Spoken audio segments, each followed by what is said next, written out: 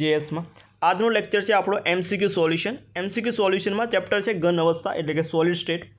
તો ઘન અવસ્થામાં અગાઉના વર્ષમાં ગુજકેટમાં પૂછાયેલા પ્રશ્નોનું સોલ્યુશન કરીશું। અગાઉના વર્ષમાં એટલે કે 2006 થી લઈ 2019ના પેપર છે, પેપરમાં ઘન અવસ્થામાંથી કયા પ્રશ્ન પૂછ્યા છે એનું સોલ્યુશન કરીશું।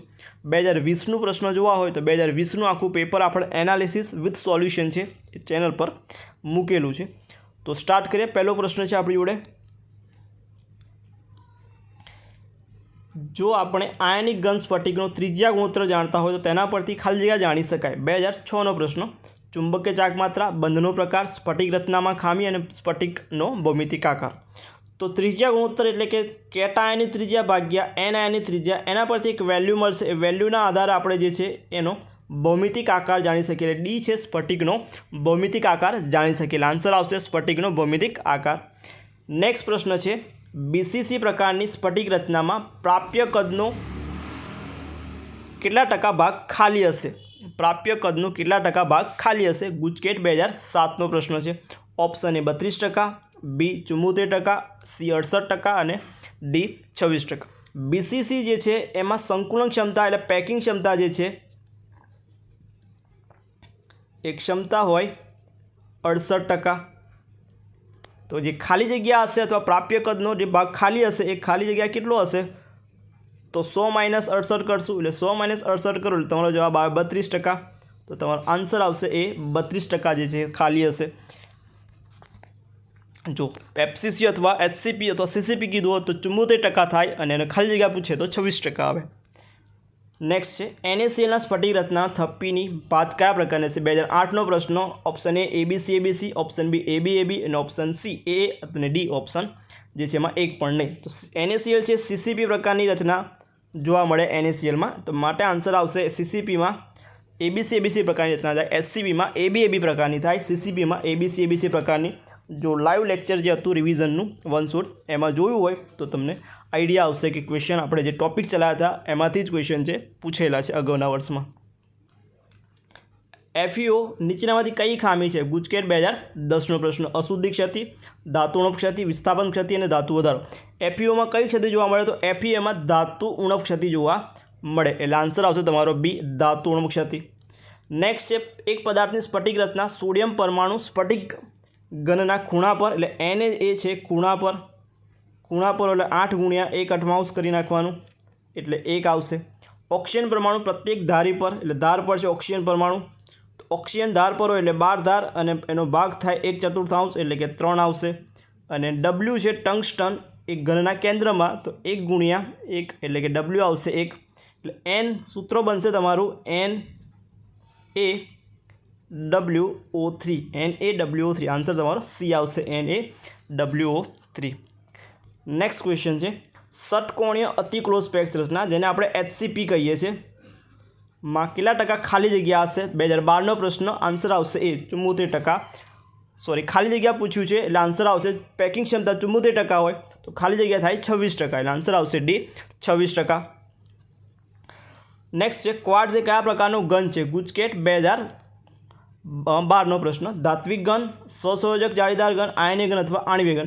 क्वार्ट्ज एटले के SiO2 जेने आपणे कहीए छीए तो एनो आंसर आवे जाळीदार घन अथवा तो ससंयोजक घन कहेवाशे। एटले क्वार्ट्ज छे ससंयोजक अथवा जाळीदार घननुं उदाहरण छे।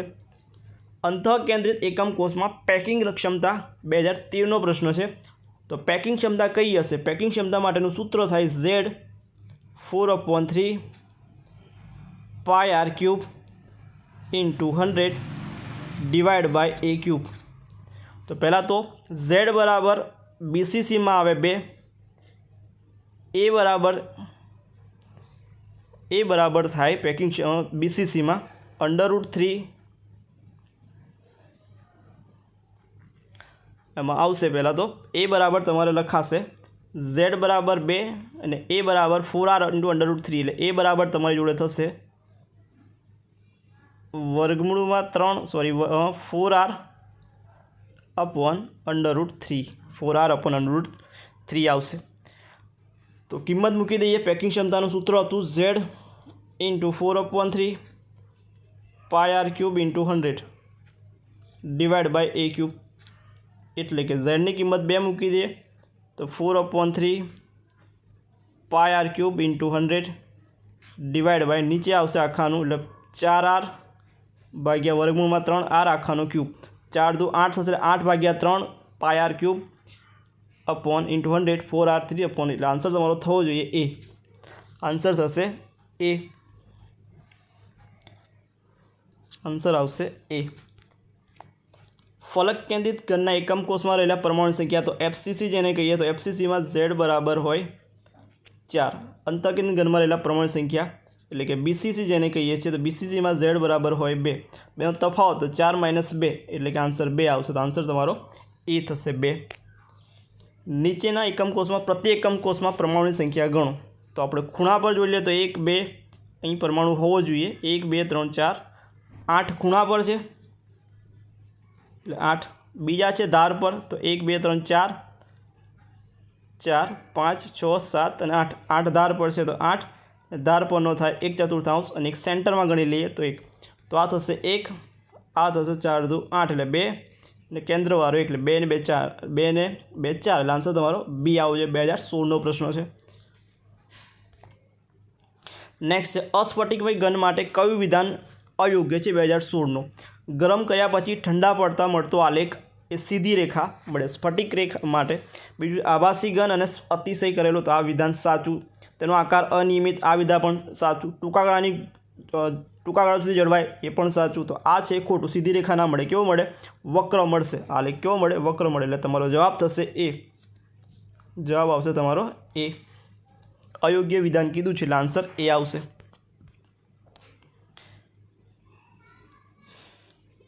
નેક્સ્ટ પ્રશ્ન છે નીચે કઈ સ્ફટિક પ્રાણીમાં ધારની લંબાઈ સમાન હશે તો ધારની લંબાઈ સમાન હોય એવું ઉદાહરણ છે એચજીએસ એચજીએસ જે છે ત્રિકોણીય હોય જેમાં A = B = C હોય ઝિંક જે છે ZnO એ ષટકોણીય હોય ષટકોણીય જેમાં A = B ≠ C હોય CSO4 છે એ ચતુષ્કોણીયનું ઉદાહરણ છે જેમાં પણ A = B = C હશે અને BSO4 જે છે એ ઉદાહરણ છે ઓર્થોરોમ્બિકનું જેમાં A ≠ B ≠ C આવશે એટલે સમાન હોય એવું કયું છે એચજીએસ જેને ત્રિકોણીય અથવા તો રોમ્બોહાઇડ્રલ પ્રણાલીનું ઉદાહરણ છે 2017નો પ્રશ્ન એટલે તમારો આન્સર આમાં એચજીએસ આવશે સમાન ધાર લંબાઈ કીધું છે માટે બીજું છે અંતઃકેન્દ્રિત એકમ કોષમાં ધારની લંબાઈ 400 તો તેમાં પરમાણુ ત્રિજ્યા આશરે ખાલી જગ્યા પિકોમીટર્સ 2018નો પ્રશ્ન છે તો ત્રિજ્યા અને ધારનો સંબંધ શોધવો હોય તો સૂત્ર બને 4r બરાબર વર્ગમૂળમાં 3 ગુણ્યા a એટલે r બરાબર સૂત્ર થાય વર્ગમૂળમાં 3 ગુણ્યા a ની કિંમત આપી છે 400 ભાગ્યા 4 4 ગુણ્યા 4 ભાગ્યા લઈ જશે 100 તો વર્ગમૂળમાં 3 ગુણ્યા એટલે કે 1.73 થશે વર્ગમૂળ 3ની વેલ્યુ ગણીએ તો 1.73 ગુણ્યા 100 એટલે 173 જવાબ તમારો આવશે 173 ગુણ્યા 100 કરીએ એટલે 173 આશરે તમારો જવાબ આવે તો 173 પિકોમીટર આન્સર થશે નેક્સ્ટ પ્રશ્ન છે કે અંતઃકેન્દ્રિત એકમ કોષમાં પેકિંગ ક્ષમતા કેટલી હશે અંતઃકેન્દ્રિત એકમ કોષ એટલે આપણે લખ્યું તો આપણે બીસીસી જેને કહેવાશે બીસીસીમાં પેકિંગ ક્ષમતા હોય 68% આન્સર તમારો આવશે 68% 2019નો પ્રશ્ન નેક્સ્ટ છે કે નીચેના સંયોજનોમાંથી કયા એકમ કોષમાં શોર્ટકી અથવા કયા એકમાં શોર્ટકી અને ફ્રેન્કલ ક્ષતિ બંને જોવા મળે તો 2019નો પ્રશ્ન તો આપણો ક્વેશ્ચન AGI AGCL AGBR કે AGCL તો શોર્ટકી અને ફ્રેન્કલ બંને ક્ષતિ જોવા મળતી ઉદાહરણ છે AGBR જે આપણે રિવિઝનમાં કીધું કે AGBR જે છે કેવું છે બંને પ્રકારની ક્ષતિ દર્શાવતું હોય એવું ઉદાહરણ છે તો આ હતા ઘન અવસ્થાના અગાઉના વર્ષમાં પૂછાયેલા પ્રશ્નોનું